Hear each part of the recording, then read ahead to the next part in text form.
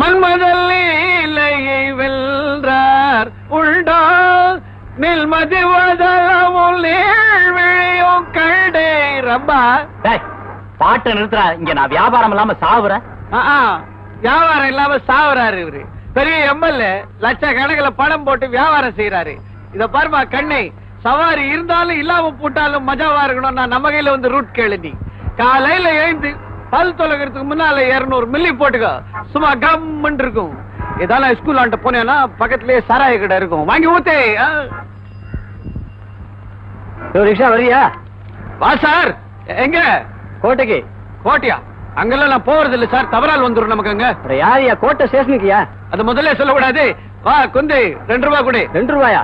1 ரூபாய் தர்றேன். பேமானி ஒன்னும் இல்ல சார், காலையில இருந்து வியாபாரம் இல்லாம சாவரேன்னு சொன்ன பாரு கஸ்மால். ஒன்னும் இல்ல சார், அத்தொட்டு தான் எனக்கு இந்த மாதிரி சாவு கிராக்கி எல்லாம் வருது. சோமாரி ஒன்னும் இல்ல சார், சவாரியாடா வந்துக்குது எனக்கு சடகிராக்கி கைதே. ஒன்னும் இல்ல சார், காலையில இருந்து போனி செய்ய போறேன். ஏன் சார் ஜம்பு மாதிரி இஸ்கிற? 2 ரூபாய் கொடுவா குந்திக்க. 4 8 கூட இல்ல, 2 ரூபாய் கேக்குறேன். 1 ரூபாய் தர வரியா? 4 8 தான் இல்ல, ஸ்லோ மெரிச்சிடலாம் இல்ல. சரி இந்த 1 ரூபாய் நீ பிடி, நீ மெரி, நான் குந்திக்கிறேன். மெரி ஆண்ட.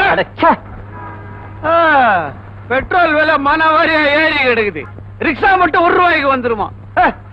மன்மதல் லீலையை வென்றார் உள்டார்.